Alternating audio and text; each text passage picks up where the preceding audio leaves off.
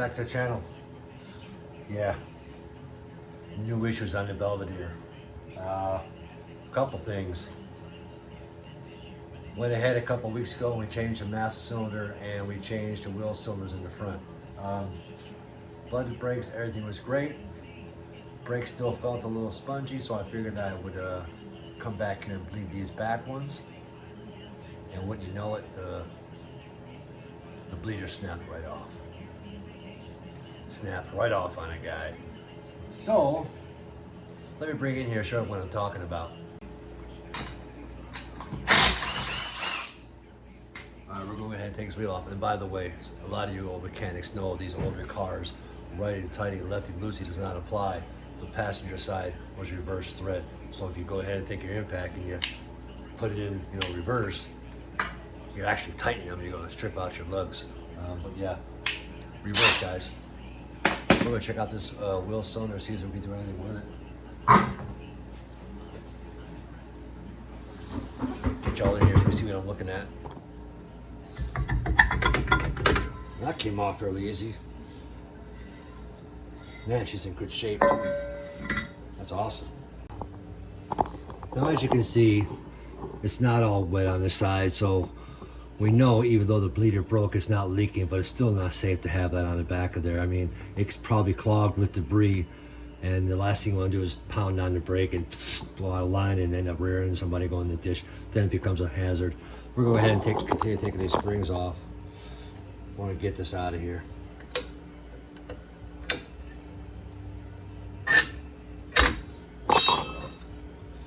Huh, that's nice. Glad I got a new kit. Remember, I did buy a spring kit for this as well. I don't know how well you guys can see this. That there is the adjustment spring or adjustment cable. I'll go ahead and throw everything in this bucket right here. Now, I do have another spring kit, so I'll probably not use it. We're going to clean this up a little bit. As you can see, the brake shoes look really good, man. There's plenty of meat on those. Actually, don't look that old. Oh, wow, those are fairly new. Wow.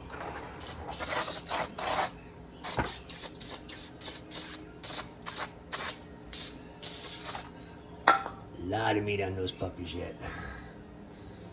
Nice. And I don't have to disassemble the whole brake system to get this out. More or less just get in here, get your hands in there and fight it. Pull these little pins back. If you're good. There it goes, there's one.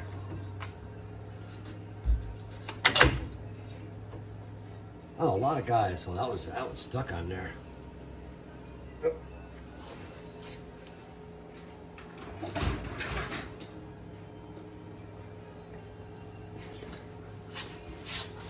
Yeah, a lot of guys are afraid to do drum brakes or don't like doing drum brakes. Drum brakes.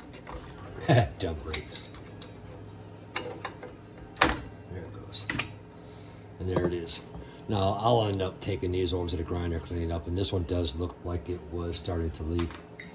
So we're going to go ahead and hopefully take these two nuts off the back, and hopefully this loosens up. Not sure if you can see that or not, but there, right here.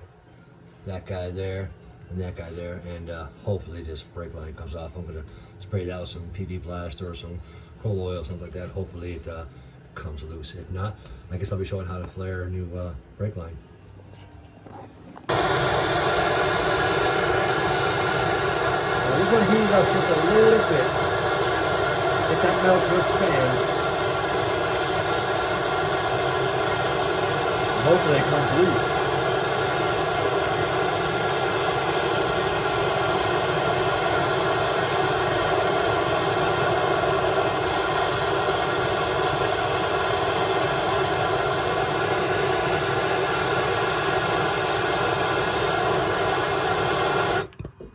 See if we get lucky.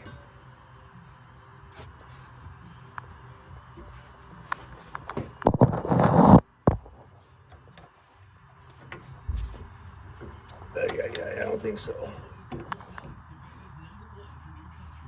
Yeah. Oh, there it goes. See that brake fluid? And once you get it loose, you want to move it back and forth.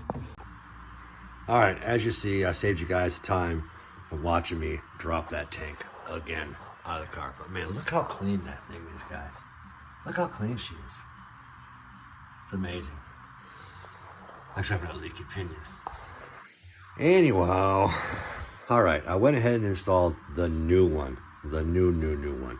So it should be good there. Now, after examining the old one again, and I may have seen or may have not seen it the first time around, but now I am noticing a crack right there. See that crack? That means when this tank was full of fuel, that little float would be full of fuel, and it would just hang down there. So I think we found our culprit and our reason why our gauge isn't working. Now I could simply just probably change out this, but you know what? Lesson learned. We're gonna leave the new one in there. We're gonna slam this back in there. But again, look at the condition of this tank. It is so clean. I can't believe it's 58 years old. But there's one spot on it that I don't like that we're gonna take care of. But look at that. Look at that, guys. We're gonna go ahead. We're gonna take care of this rust right now with a little bit of duplicolored rust barrier.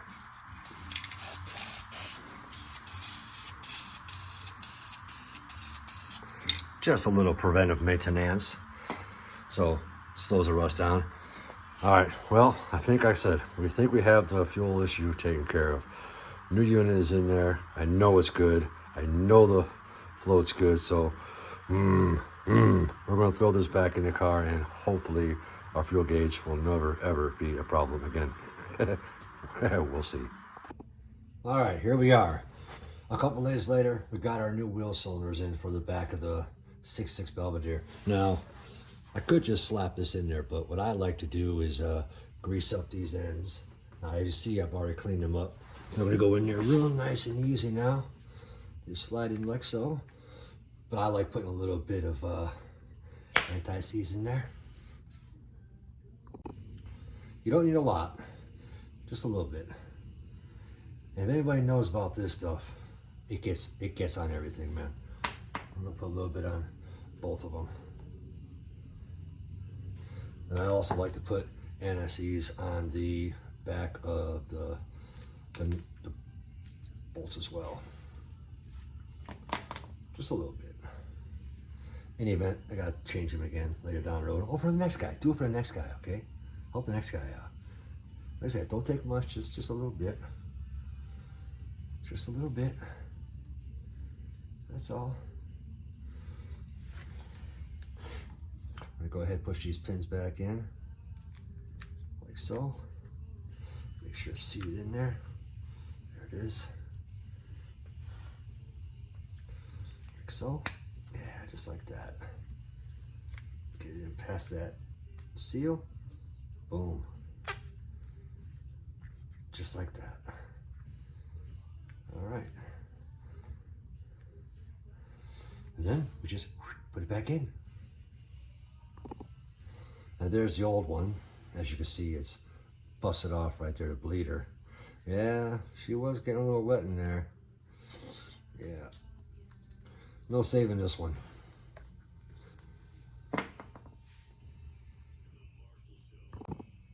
Now installing the new one is the same way as taking the old one off. You take the 2 screws off the back, disconnect the brake line, boom, it comes out. We're just gonna put this back in here.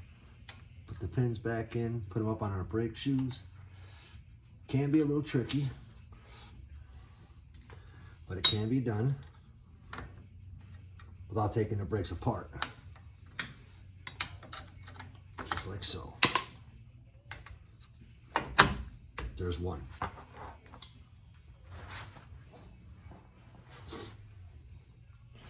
Go ahead and take the other one.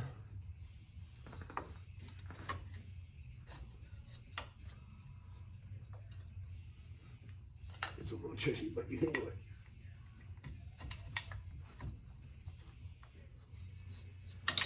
Yep, without dropping it.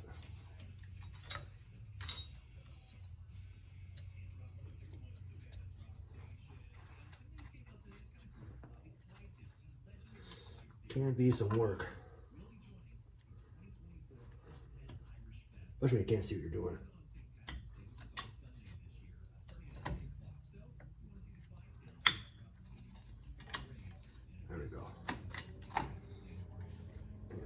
brakes back together like so.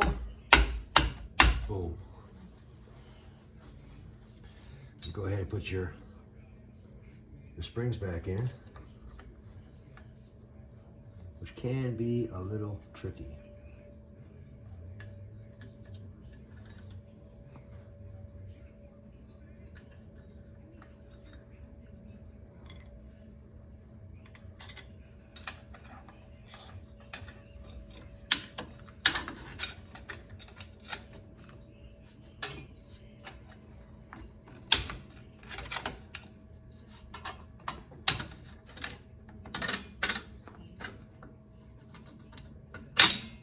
There's one.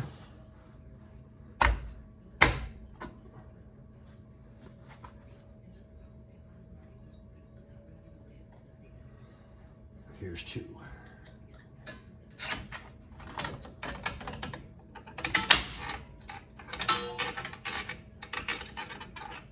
It's gonna be a little tricky, like I said, but there it is. We're in. I like to squeeze them a little bit, just a little. Not much, just enough. All right. New wheel cylinders in. Now we just tighten up our brake, or tighten up our bolts in the back. Hook up our brake line and we're done. Actually, no. I'm gonna have to bleed these brakes, but I will probably gravity feed them. Or gravity bleed them, that is. That's cracking open the line and letting them drain out on their own until the fluid comes straight out. And that's a good way too, because I know there's a lot of old fluid behind this in these lines. Now again, don't manhandle these because you will strip them out. Just tighten them up, snug them up. 2-finger deal, dude. Just, you know, that's good enough. Now I'll connect the brake line and that's it. Now in case anybody's wondering, this is a Dorman. I got this off, I think I got it off of Amazon. W78734 is the part number for all these old Chryslers, 60s and 70s. They're all pretty much the same for the back. Now the fronts are a little different, they're angled a little different for the bleeder, but yeah, that's all it is. Amazon, I think it's like $8-9, so I got two, so I got the other side. The other side's still good, so we're gonna hold on to that one for the next time it needs to be done. And I figure while I got the drum off, a guy can rebuild on it a little bit. We can get this rust off and put a little paint on it, you know, clean it up. It's in our face, so we might as well.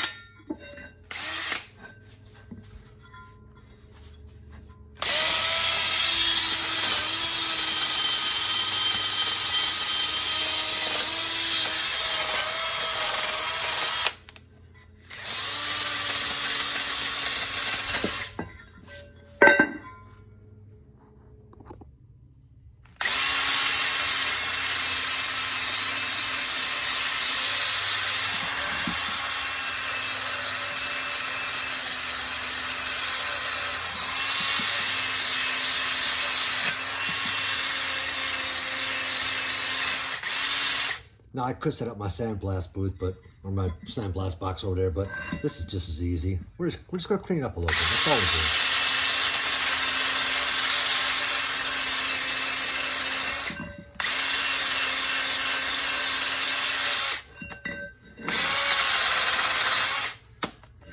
we do. Have to admit, that's a pretty good looking 58-year-old drum. Man, it's amazing.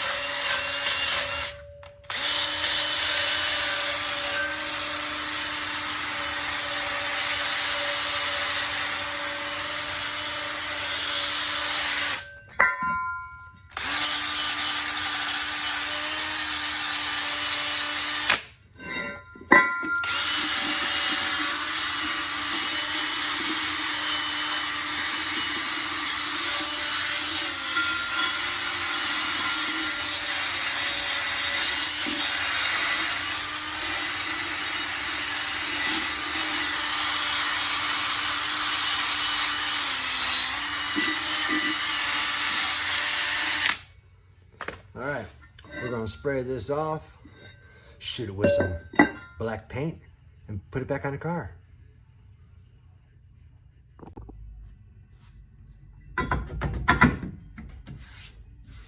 Looking pretty good.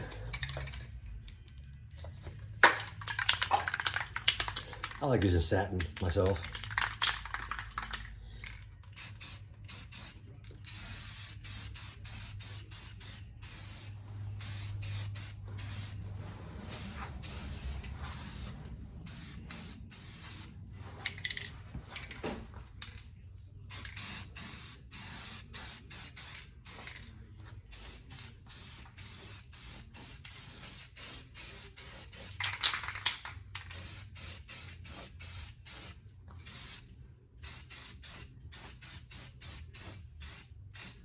Yeah, I'll tell you, I don't get no better than that. Darn thing looks brand new. Hard to believe it's 58 years old. Again, like I said, there's only 31,000 miles on this car. It's amazing.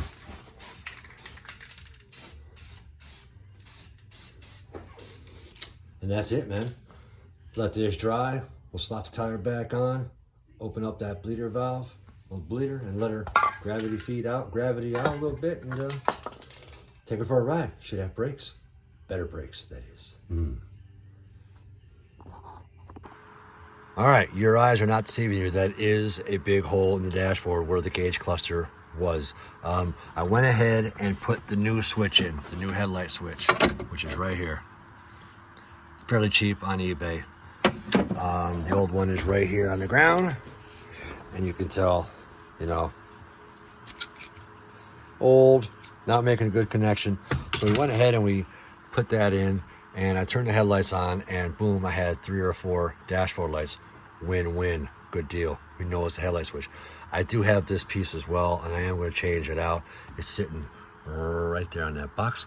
Not sure if you can see it, but it's right there. We're going to go ahead and change that out as well. But I decided to pull the whole cluster out, clean it up, clean up all my connections. All the wiring inside is in good shape. You know, it's nothing been chewed on, nothing been eaten. You know, that firewall back there is just gorgeous. But yeah, it's sitting over here on the bench. And what happens is, as you see, it's got these holes in it, and any mechanic knows that these old school ones had these twist sockets, you know, with the bulbs in it. You put it in, you twist it, boom. You know, it starts from one main current, which is right here, and power goes out to each one of these. Well, what's happening is almost half of these are busted. They're little clips, you know, little turn clips in it, and they break. And once you put it in there and you twist it, it's not making a connection. Now, a few of these are still good. I did put one individually in each one, and yeah, everything seems to work. So I went ahead on eBay and I ordered a bunch of these twist sockets. I got 16 of them coming just because they're so affordable. I think it was like $8.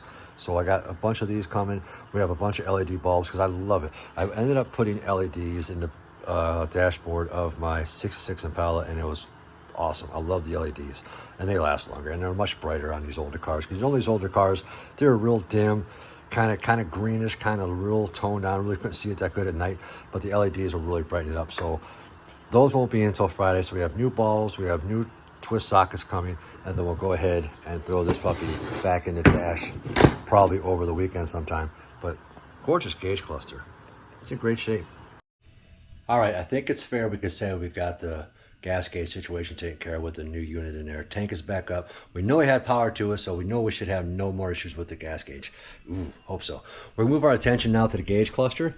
I picked up these LED 194As, 168, 28, 25 bulbs, which are replacements to, you know, the originals. And these are used in turn signals and gauge clusters and ashtrays and stuff like that. Pretty common. And I got a new set of twist sockets that go in the back of the gauge cluster itself. And these are 5/8, and you can get these on Amazon. I think I got these from eBay for like, I don't know, 20 bucks for a dozen of them. But they go in here, each one twists in. You get your power in. You got this cute, cool little computer board, you know, made out of brass or copper. I want to say it's brass. I might be wrong. Don't yell at a guy. But you get your power in, power goes out, you turn on your headlights, you turn on your headlight switch, and then boom, it sends out a signal to each of these that come on. You know, your turn signal runs off the switch on the steering column. You know, and then you got your warning light. But the rest of these are just dashboard gauge lights. I like using the LEDs because it brightens it up really nice at nighttime and it looks sharp. It's a nice bright white light. Now, a lot of these older cars had green or blue or sometimes red in some of them. And they're kind of too toned down. They're hard to see at nighttime. But like I said, I like replacing all of mine with LEDs. They're a little expensive, a little pricey. You know, it's like 16 bucks or 20 bucks for two, and I needed 6. So yeah, you can do the math on that. But it's a one-time deal. These LEDs last forever, and they're really bright, and they look really cool in the back of your car, especially when you drive at night. They're really bright and cool. We have the new twist sockets in with the new LED bulbs, and we're ready to install this back in the dashboard of the Belvedere. Let's go. All right, guys, that'll do it. We got the new sending unit in the gas tank for the gas gauge. We got the new LED lights on the dashboard, and I guess you're all curious, does the gas gauge work? How the LED lights look? Boom. Look at that. Gas gauge works perfect. Man, I like that LED look. And I'm telling you, for the cost of changing the bulbs out, a little bit of work, it's definitely worth the investment, considering, you know, driving these at night. That looks a really cool look. But hey, if you made it to the end of the video, thank you. I know it's kind of all over the place, but if you made it to the end, thank you very much. If you'd like this kind of content, like, share, subscribe, hit that notification bell, you know, that way you know when I post something. We are going on an adventure here. I was supposed to go this weekend, but things got a little sidetracked. I apologize for all those that were looking forward to it, but it is coming. Next weekend, we are going on an adventure, and I have a couple other jobs to do yet. We still have to fix this interior. We still have to fix this headliner.